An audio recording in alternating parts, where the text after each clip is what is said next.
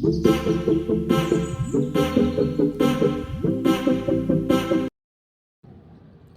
बच्चों, welcome back to learn NCERT. So आज हम लोग स्टार्ट करने जा रहे हैं अपनी एक्सरसाइज 4.3 का क्वेश्चन नंबर 6। ठीक है, तो इस चैनल पे आप लोगों को सभी चैप्टर्स के वीडियो सॉल्यूशंस मिलेंगे, प्लस आपके सारे बेसिक्स कवर हो जाएंगे। So make sure to subscribe. तो चलो पढ़ते हैं। Question is, if the work done by a body is directly proportional to the distance travelled by the body.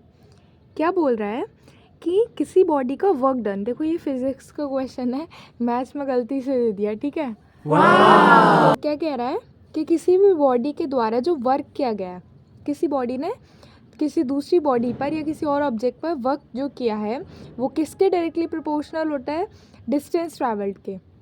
ठीक है, work done is equals to force into displacement होता है ना, तो directly proportional to the distance by the body. ठीक है, express in the form of an equation and draw the graph. ठीक है, इसको एक लीनियर इक्वेशन इन 2 वेरिएबल्स में लिखना है और इसका ग्राफ भी बनाना है।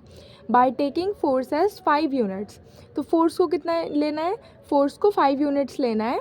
ठीक है, also read the work done when the distance is 2 units. ठीक है, फर्स्ट पार्ट में हमें डिस्टेंस क्या दिया है? 2 यूनिट्स, एंड हमें फोर्स क्या दिया है? 5 यूनिट्स। ठीक है, तो इस क्वेश्चन का सल्यूशन देखते हैं। सबसे पहले देखो, हमें एक लीनियर इक्वेशन बनानी है। ठीक है, एक लीनियर इक्वेशन हमें बनानी है। कैसे बनाएंगे? देखो, इसमें हमें चाहिए 2 वेरिएबल्स। ठीक है, क्या चाहिए हमें? 2 वेरिएबल्स। तो देखो, सबसे पहले हमारे पास क्या है? एक तो वर्क डन है और क्या है हमारे पास? डिस्टेंस ट्रैवल्ड है। ठीक है, तो इन दोनों को एक्स और वाई मान लो, ए और बी मान लो, कुछ भी मान लो। ठीक है, ये तुम्हारे ऊपर डिपेंड करता है। यहाँ पे लिख दो, जैसे मैं लिख रही हूँ यहाँ पे, let the work done bye the body. Body के द्वारा जो काम किया गया है उसे मैं क्या मान रही हूँ? एक्स। ठीक है, और दूसरा क्या है? Distance travelled. तो हम यहाँ पे लिखेंगे and let the distance travelled be y. मैंने मान लिया कि उसने डिस्टेंस कितना ट्रैवल किया है? वाई ट्रैवल किया है। अब देखो, हमें क्या बताया कि फोर्स 5 यूनिट्स लेनी है, मतलब फोर्स तो हमें कांस्टेंट दे रखी है, 5 यूनिट्स ही लेनी है। मैंने अभी आपको क्या फॉर्मूला बताया था कि work done is equals to force into displacement. क्या फॉर्मूला होता है? Work done is equals to force into displacement. तो डिस्प्लेसमेंट या फिर तुम कहो इसे डिस्टेंस ट्रैवल्ड। ठीक है, तो अब देखो यहाँ पे डिस्टेंस ट्रैवल्ड क्या है? देखो, ये जो चीज़ें हमने लिखी है ना, इसको इस इक्वेशन में पुट कर दो। ठीक है, तो क्या दे रखा है? X is the work done, तो वर्क डन की जगह पे क्या लिख दो? एक्स लिख दो, इज इक्वल्स टू फोर्स। देखो, फोर्स जो दे रखी है ना, 5।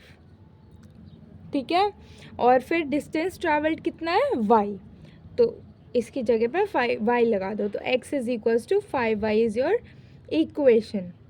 ठीक है, तो अब ये हमने इक्वेशन निकाल दी, इसको यहाँ पे साइड में लिख लेते हैं और फिर फर्स्ट पार्ट का आंसर देखते हैं। तो देखो, हमारे पास इक्वेशन क्या आई थी? x is equals to 5 y, जिसमें x क्या था हमारा? x क्या था? वर्क डन, है ना, और y क्या था? Distance travelled. Very good. ठीक है, तो अभी क्या करना है? फर्स्ट पार्ट देखते हैं। फर्स्ट पार्ट में हमें क्या बोल रखा है? वर्क डन निकालना है जब, देखो, डिस्टेंस ट्रैवल्ड कितना हो? 2 यूनिट्स। एक बात बताओ, इसके लिए फोर्स भी तो चाहिए होगी। फोर्स तो हमें पहले ही दे रखी है ना, 5 यूनिट्स। ठीक है, तो फोर्स हमें पहले से ही दे रखी है 5 यूनिट्स। बस सिंपल सा है, work done is equals to force into displacement. तो वर्क डन कितना हो जाएगा? फोर्स कितना है? 5 इंटू डिस्टेंस कितना है? 2 इज इक्वल्स टू 10 यूनिट्स। अब सेकेंड पार्ट देखो, सेकेंड पार्ट में हमें डिस्टेंस क्या देखा है? 0 यूनिट्स। ठीक है, फिर से वही काम करना है, हमें क्या करना है? Work done is equals to force into displacement.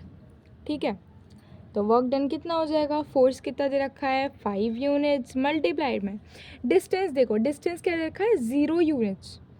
क्या रखा है 0 यूनिट्स, इससे यहाँ पे मल्टीप्लाई कर दो, work done is equals to 0। तो इससे एक बात समझ में आई जो आपको फिज़िक्स में भी काम आएगी कि अगर मेरा डिस्टेंस ट्रैवल्ड 0 है, मैंने किसी बॉडी पर कोई पुश लगाया, पुल लगाया, किसी फोर्स लगाया, ठीक है, तो वो फोर्स तो पॉजिटिव है पर उस बॉडी ने कुछ डिस्टेंस ही ट्रैवल नहीं किया, तो अगर मेरा डिस्टेंस ट्रैवल्ड 0 है तो मेरा वर्क डन भी 0 काउंट होगा। ठीक है, तो अभी हम लोग को क्या करना है, क्वेश्चन में ग्राफ और बनाने के लिए कहा था, तो एक बार ग्राफ और बना लेते हैं। ठीक है, तो हमें क्या लिखा है, x is equals to 5y। देखो x और y की वैल्यूज़ रखेंगे, ठीक है, 2 वैल्यूज़ हम रखेंगे यहाँ पर और हमारा आंसर आ जाएगा। ठीक है, तो जैसा हम ऑलवेज करते आ रहे हैं, इसको 0 इसको 0 रखो, जब x 0 होगा तो 0 इज़ इक्वल्स टू 5y हो जाएगा, और अगर y की वैल्यू निकालोगे तो वो 0 डिवाइड बाय 5 हो जाएगा, क्योंकि यहाँ पे मल्टीप्लाई में है, 0 divide by any number is 0, तो मेरा y भी 0 आ जाएगा। तो सोचो क्या इस वैल्यू से हमें कुछ पता चला? नहीं पता चला ना, ये यहाँ पर 0 आ जाएगा। और similarly if I put y as 0 तो x is equals to 5 into 0, तो ये भी 0 आ जाएगा। मतलब ये वैल्यूज़ हम नहीं रख सकते। ठीक है, एक बार रख के देख लेना, अगर तुम्हें पता चल जाए ये वाली वैल्यूज़ नहीं काम आ रही है तो तुम दूसरी चेंज कर सकते हो। ठीक है, ठीक है, तो अब कोई ऐसी वैल्यू पुट करते हैं, देखो 5 दिख रहा है ना इक्वेशन में, ऐसे करते हैं 5 और -5 रख लेते हैं ना, क्या पता हमारा आंसर ईजी सा आ जाए। तो x को एक बार मैंने 5 रखा, एक बार -5 रखा। अब आंसर निकाल के देखते हैं। जब x मेरा 5 है तो 5 इज़ इक्वल्स टू 5y, तो y की वैल्यू कितनी आ जाएगी, 5/5 विच इज़ इक्वल्स टू 1, तो मेरी y की वैल्यू 1 आ गई। देखो हमारा बेसिकली मोटिव ये है कि हमें एक होल नंबर मिल जाए जिससे हमारे को प्लॉटिंग करने में तकलीफ़ ना हो। ठीक है, तो कुछ ऐसा नंबर सोचते हैं। अब x को जब मैंने -5 रखा तो -5 is equals to 5 into y, तो y कितना आ जाएगा, -5 डिवाइड बाय 5, तो ये 1 आ जाएगा, तो ये हो गया -1। ठीक है, ये क्या आ गया, -1 आ गया ना, ये लिख दिया मैंने -1। अब प्लॉटिंग कर लेते हैं।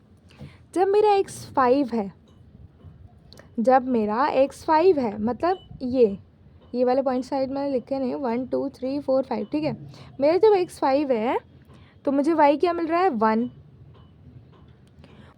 तो देखो मैंने ग्राफ को इधर एक्सटेंड किस लिए कर दिया, क्योंकि मेरा एक पॉइंट कहाँ पे आ रहा था, x -5 पर, तो मेरा y कहाँ पर आ रहा था, -1 पर।